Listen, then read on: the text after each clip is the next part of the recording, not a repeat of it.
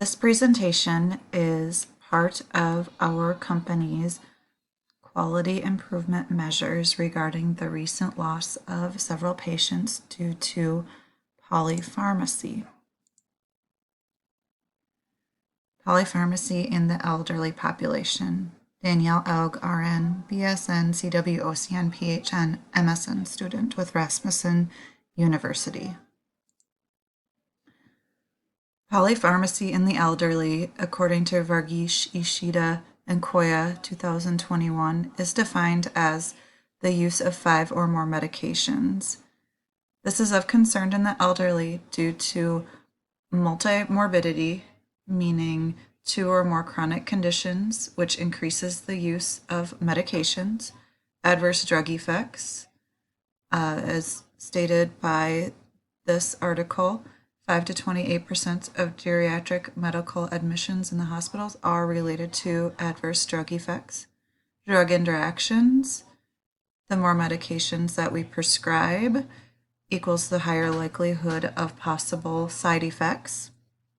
Medication non-adherence related to sensory deficits, impaired vision, or possible side effects being the cause of our patients not taking their medications. Prescribing cascades, which means that we're prescribing medications to counteract or treat the side effects of other medications. Risk for hip fracture, which is an independent risk factor with multiple medications. Over-the-counter or complementary medications, oftentimes patients do not report this to us, and also the FDA does not regulate these. And there's also drug-herb interactions, such as that with saw palmetto and warfarin. Also, transitions of care are noted to be a high risk for medication errors, especially going from hospital to home, hospital to nursing home, and so on. Additionally, there are changes in elderly with pharmacokinetics, such as drug absorption, distribution, metabolism, and elimination. There's also changes in pharmacodynamics related to aging, such as changes in receptor sites. So the goal of medication reconciliation, according to the Joint Commission 2022, is to identify and correct any discrepancies in the patient's medical record regarding medications that they take. This is completed by reviewing the medications with any newly prescribed ones. This would address duplicates, omissions, and review ongoing need to take certain medications. It's also a great time to look for drug interactions. Specific Joint Commission accreditation standards, according to the 2022 posting, are as follows: PC.02.02.01, coordinating care both within and outside an organization. PC 0203.01, education to patients on safe medication use. PC.04.02.01, communication between healthcare providers. And the one that we will be focusing on here is the National Patient Safety Goal 03.06.01, document and maintain medication information accurately. Elements of the National Patient Safety Goal 03.06.01 are as follows: to create or update the medication list, which includes medications that the patient is currently taking. It would list specifically drug name, dose, route, frequency, and the reason that they are taking it. An example of this would be to note if a patient were to be taking omeprazole, stating omeprazole 40 milligrams by mouth every morning 30 minutes before eating for GERD. Also, compare medications that the patient brought with them to their appointment, which is currently documented to identify corrections. Prescribing facilities should provide an updated copy of the medication list to the patient at the end of the encounter. This should make sure to include the name, dose, frequency, route, rationale of the medication. And it's also important that prescribing facilities must also educate patients on medication management and safety. The American Academy of Family Practice conducted a needs assessment, and it found that physicians have significant knowledge gaps regarding medication interactions and the use of prescribing or medication reconciliation tools such as the Beers criteria. It also suggests that providers should have an adverse drug action plan, which is resulting common, preventable, and measurable adverse drug events in the elderly. Medications that are most commonly found to cause these are anticoagulants, which cause bleeding, diabetic drugs causing hypoglycemia, and opioids, with the risk of overdose respiratory depression. Some evidence-based guidelines that are recommended to address health literacy in elderly patients are to apply health literacy precautions to all patients. So providing examples of literature in easy to read formats. Limit patient visits to reviewing 3 key or most important points. You could do this by saying, we have 30 minutes today, Mr. Smith.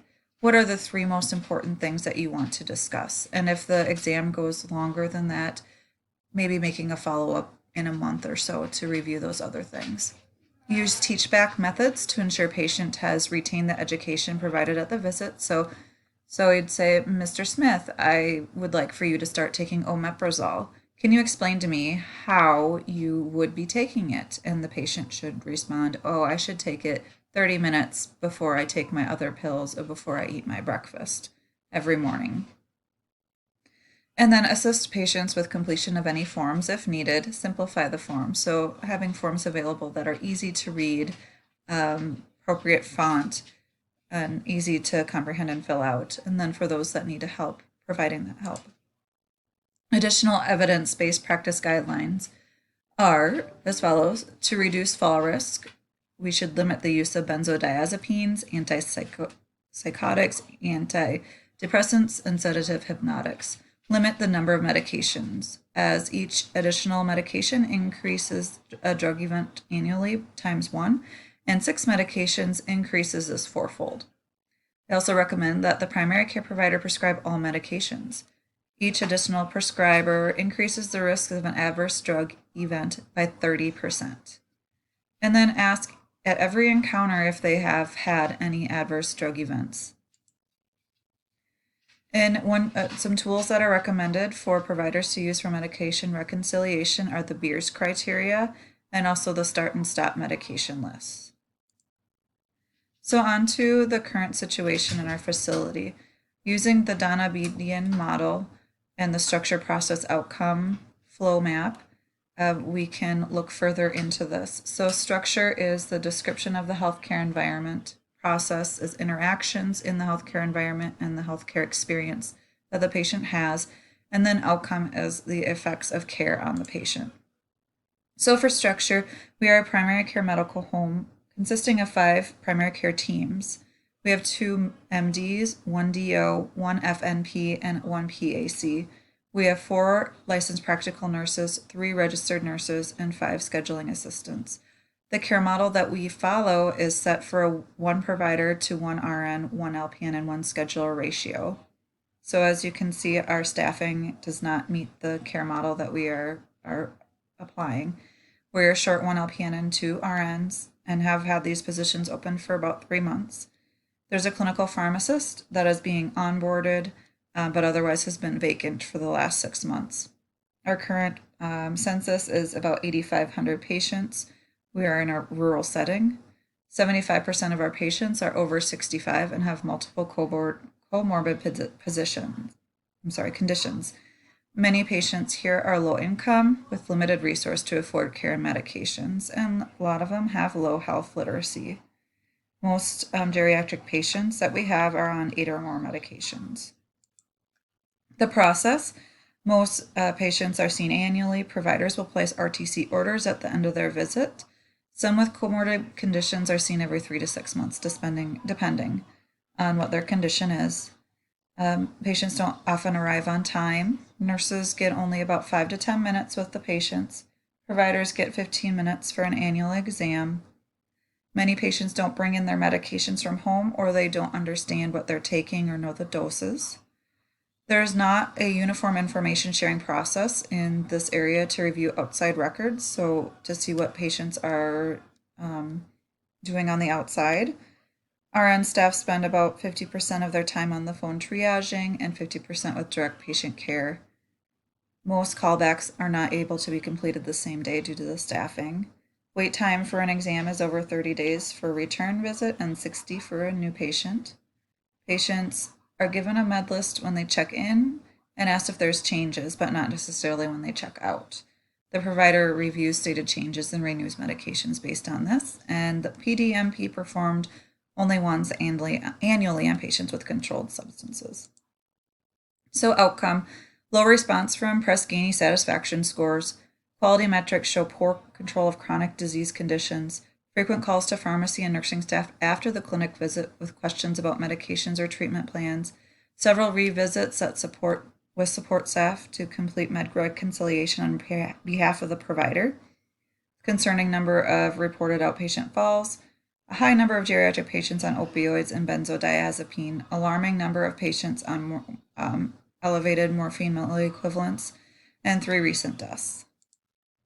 So human factors involved, a few of them that I've identified here: staff comfort level with deprescribing, and then staff time, so short staff, rush to get to the next patient.